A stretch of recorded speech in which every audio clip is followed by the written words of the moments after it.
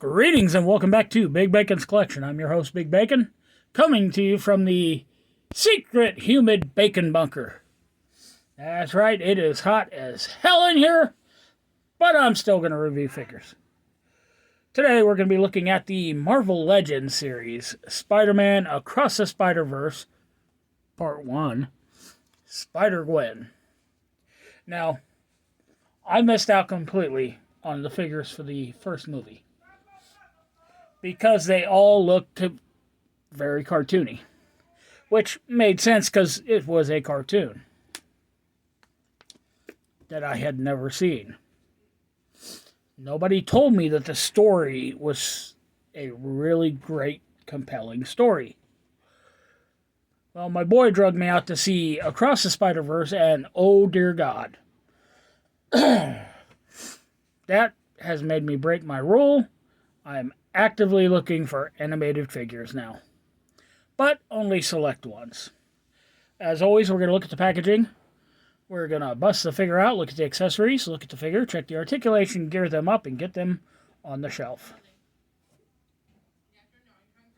So, this is a blister on a card and not a box. So, up here at the top, we've got the peg hole. Spider-Man Across the Spider-Verse Part 1. A very nice graphic over here. Marvel Legends series. Don't choke. Spider-Gwen, Hasbro. Plastic. And the figure clearly visible. On the back, stupid script. More stupid script. A render of the figure, along with the name. And, check this out, a cross sale. An actual cross sale. Yeah, there's one or two on here that I probably will not end up with, but there's quite a few that I want. I need that dude. And look at this. G.I. Joe team. If you're paying attention, look at this. Look at that. This is a double layer card. Look at that. You can see where the card bends over. And then it glues, attaches, whatever. And the plastic is actually inside the card. This is very thick. This is very sturdy. So it is just G.I. Joe that has a big screw you for the fans. So without further ado, let's see if I can figure out how to get this figure out of here. Yes, the door to the bacon bunker is open to allow for airflow. So if you hear any rambling or talking or being yelled at by what sounds like a grumpy woman, yeah, that's the bacon family. Okay, pulling the blister. Oh, I did just see something. Something that I've neglected to mention earlier. Additional stupid script. So here she is in the plastic. So, let's get these accessories out of here.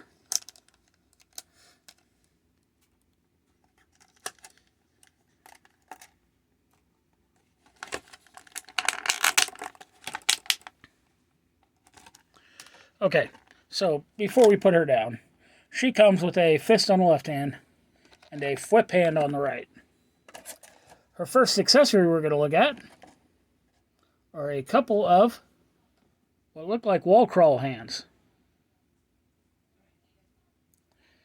Look at the detail. Beautiful web lining.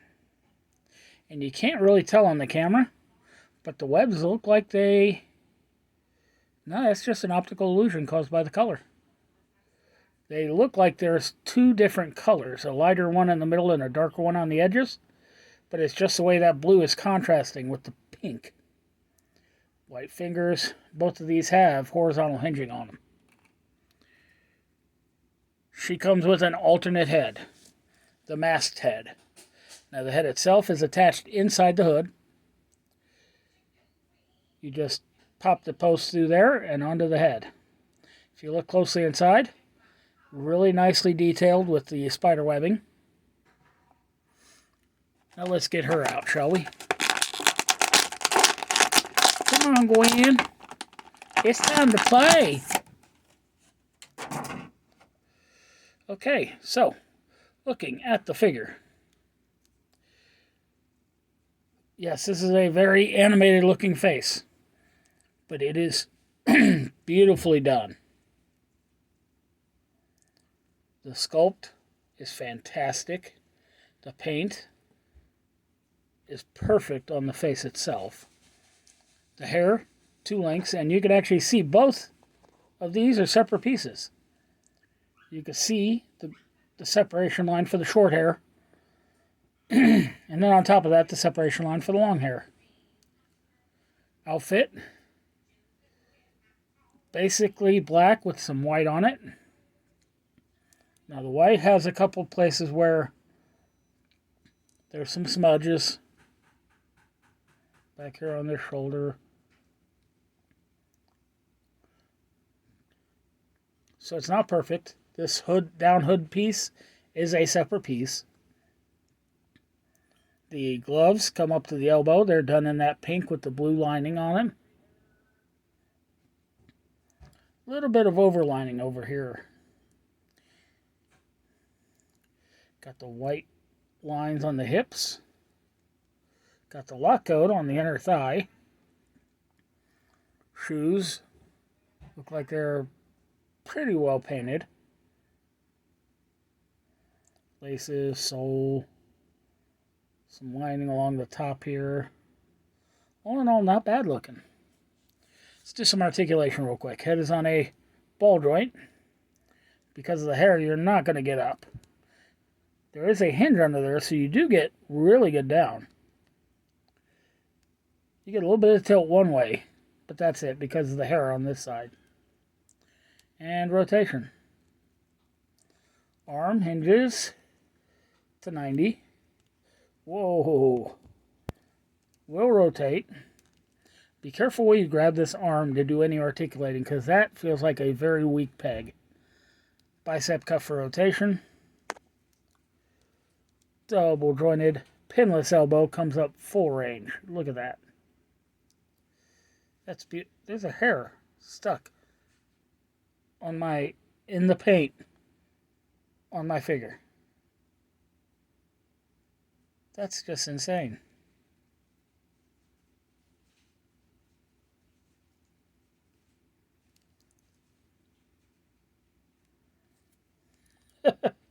Hands rotate, horizontal hinging. Torso cut allows for that much back. Get the lower body upright. Not really any forward. Good tilt. And rotation. Legs hinge out that far. Kick forward that far. Thigh cuff for rotation. Double jointed pinless knee. She can be forced to kick her own ass, but that's the extent of the actual range on the articulation. There's no ankle rotation. Foot hinges back that far. Forward that far. Front facing pen for rocker. So, if you pop the head off, you remove that hood piece. And be very careful, because this looks like a very delicate connection point here. It looks like it bowed out when I pulled the head. So you just force that peg through the bottom of the mask hole and pop it on. Okay, so where do I begin on this? The gapping between the bottom of this hood and the shoulders is ugly. And yeah, trying to turn the head, you can see I'm not turning the head, I'm actually twisting that piece in the hinge inside. Not liking it. Yeah, I will not be switching out heads anymore. We're going to put that back on. So, yeah, this figure has one massive issue, and that's really delicate joints. To be expected when the arms are that tiny. The neck is that small. Ankles are that tiny. She does stand fairly well. Or she did.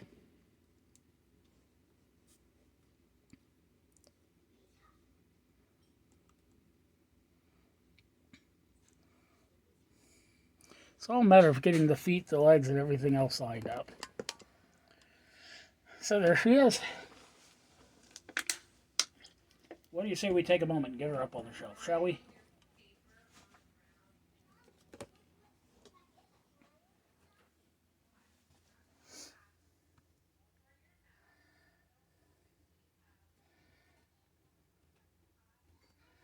And there she is.